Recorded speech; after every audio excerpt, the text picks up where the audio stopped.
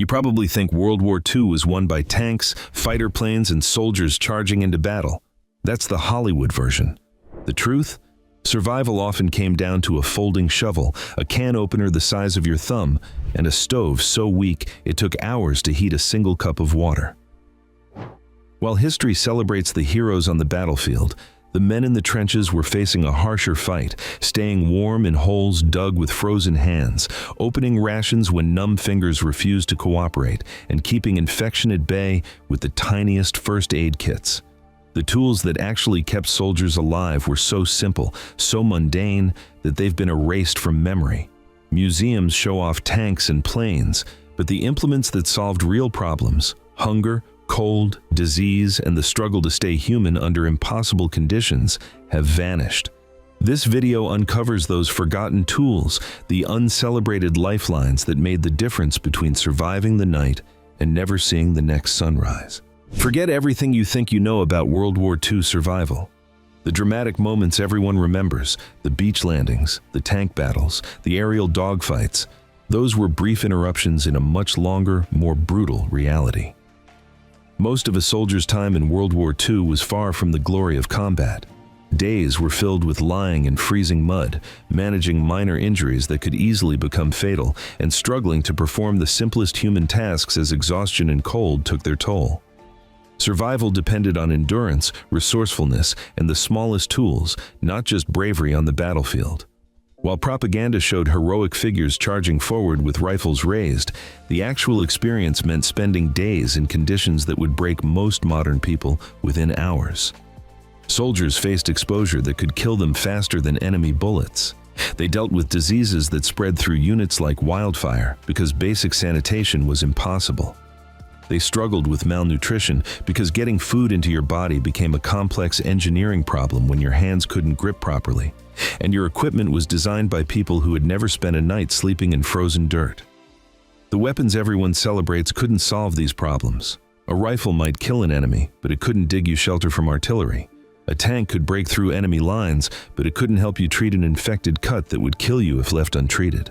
A bomber could destroy targets miles away, but it was useless when you needed to boil water without creating smoke that would bring sniper fire. The numbers tell a story that doesn't make it into war movies. During World War I, disease and exposure killed more soldiers than combat. Military planners learned from this disaster, but their solutions created new problems. They could move armies across continents, but they couldn't help an individual soldier open a ration can when his hands were shaking from hypothermia.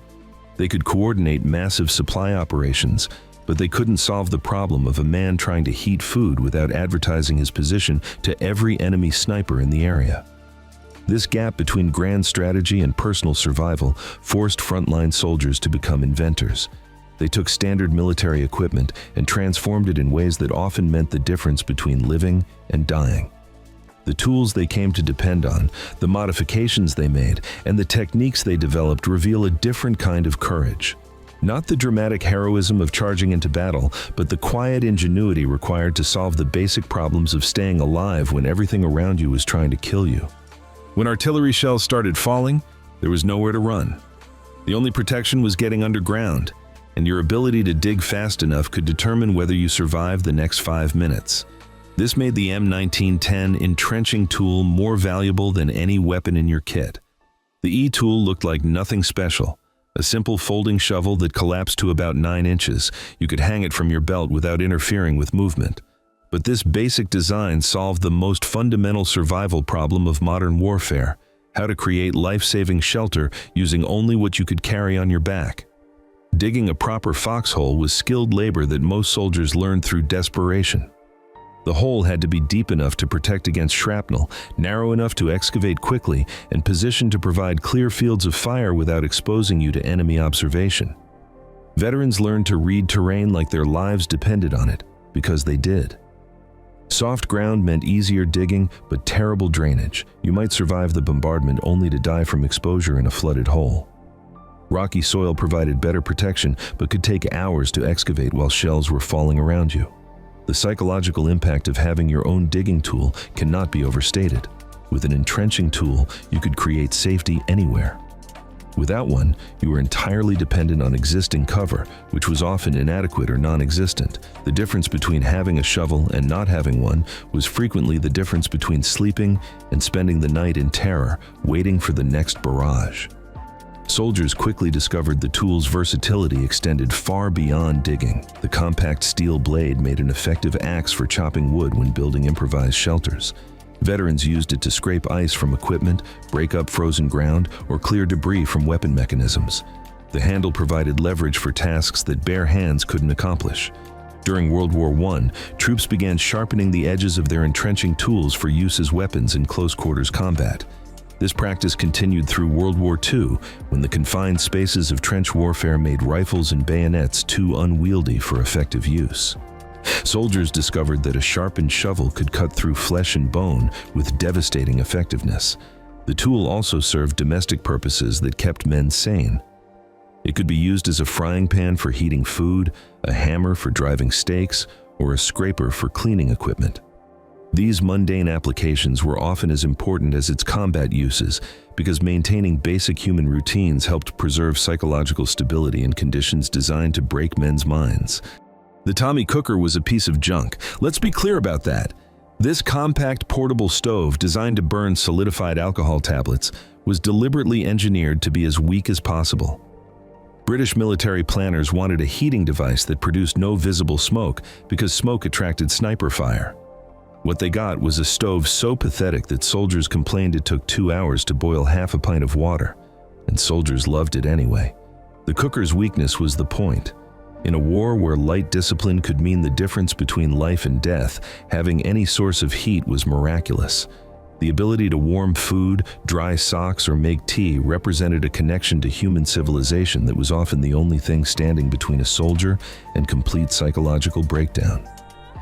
The stove folded into a neat package small enough to fit inside its own fuel container. This space efficiency was crucial when every ounce of weight mattered. Soldiers learned to use the cooker not just for heating food, but for warming their hands, drying wet equipment, and creating small rituals that maintained their sense of humanity.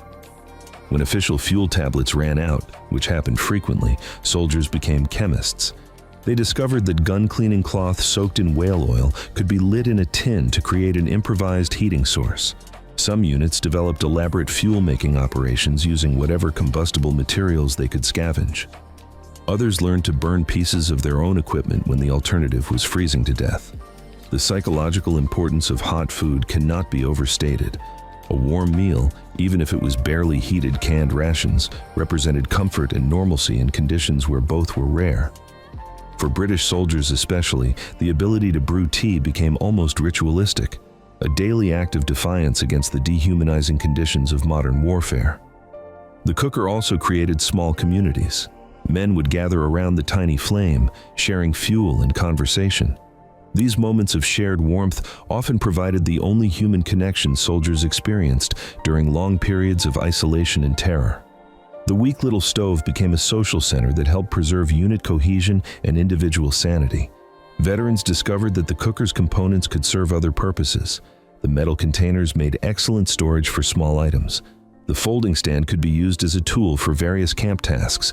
Even the fuel tablets had alternative uses. They burned long enough to provide light for reading or writing letters, activities that helped maintain psychological connections to life beyond the war. Every soldier carried death in his pocket, and he carried the antidote right next to it. The individual first aid packet, usually a small tin or waxed container holding a field dressing and sulfa powder, represented one of the most important medical advances in human history. For the first time in warfare, infection would kill fewer men than bullets. The Carlisle bandage, packed in its sterile container, was designed for self-treatment. Military planners knew that medics couldn't reach every wounded soldier, and minor injuries could become fatal if not treated immediately. The packet typically contained a sterile dressing and either sulfa powder or tablets, antimicrobial drugs that could prevent bacterial infection in wounds. The individual kit empowered soldiers to take control of their own survival. Instead of waiting for medical help that might never come, a wounded man could begin treatment immediately. The sulfa tablets were taken orally with large amounts of water, while the powder was applied directly to wounds before bandaging. Military surgeons eventually discovered that sulfa powder wasn't the miracle they'd hoped for.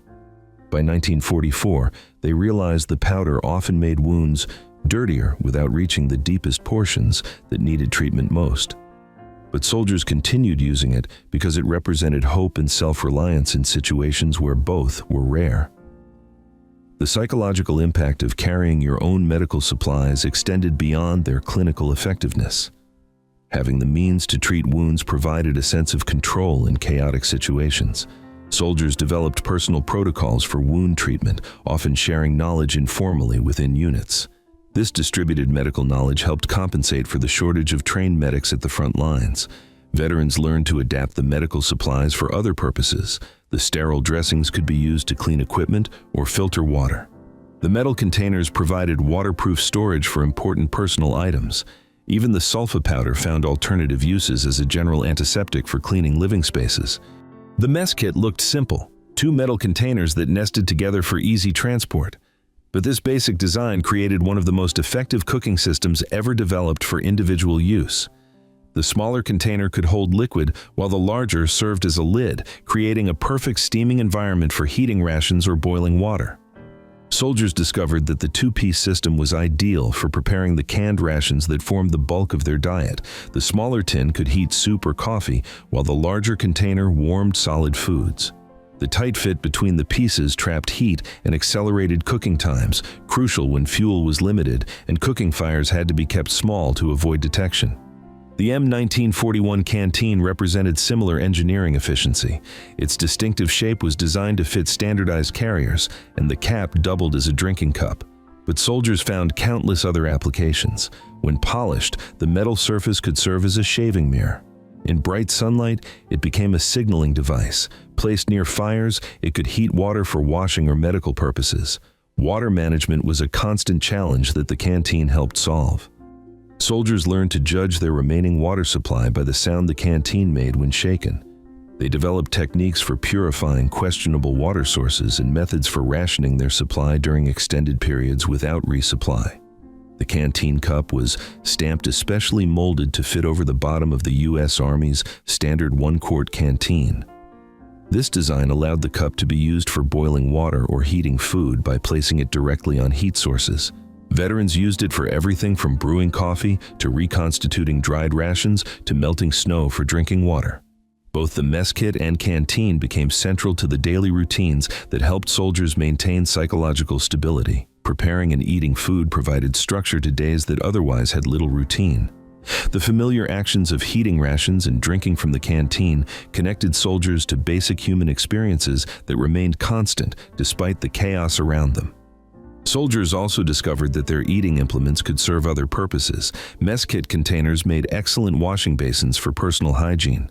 The metal surfaces could be used as cutting boards or work surfaces for equipment maintenance.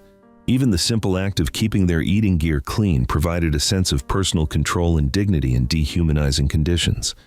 The P-38 can opener was developed in 30 days during the summer of 1942. It measured 1.5 inches long, weighed almost nothing, and became known as the Army's best invention. This tiny piece of folded steel saved more lives than most of the dramatic weapons we remember from the war. The P-38 got its name from either the 38 punctures required to open a standard C ration can, or from a boast that it worked with the speed of the P-38 fighter plane. Neither explanation matters as much as what soldiers discovered they could do with it. Beyond opening cans, the P-38 could strip wire, measure distances, clean rifle parts, pick splinters from wounds, scrape ice from equipment, adjust mechanical devices, and perform dozens of other survival tasks. The tool's design was perfect in its simplicity.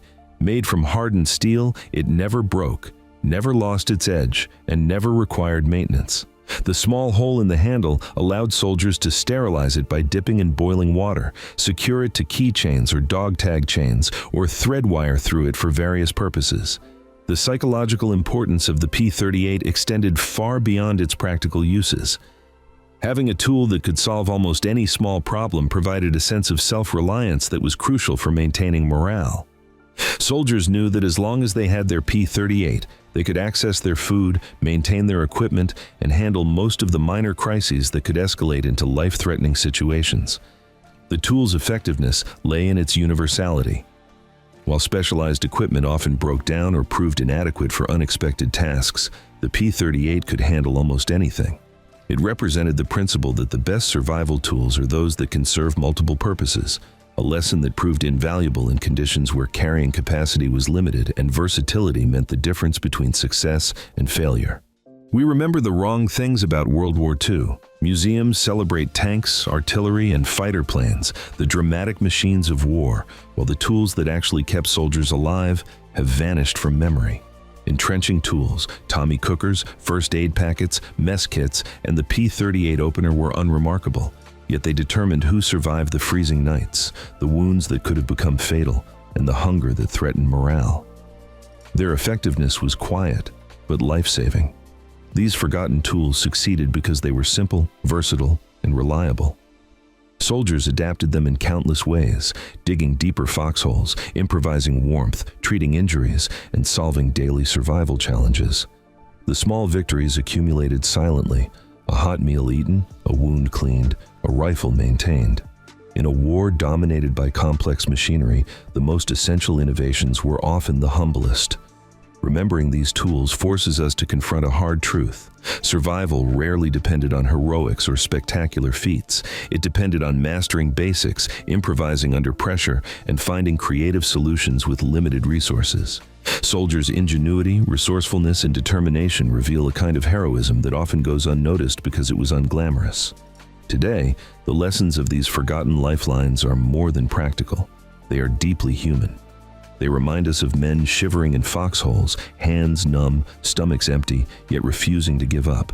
Each tiny tool carried hope, control, and dignity in the face of chaos. The soldiers of World War II teach us that survival isn't about glory or spectacle. It's about courage, creativity, and the quiet determination to keep going when everything seems impossible.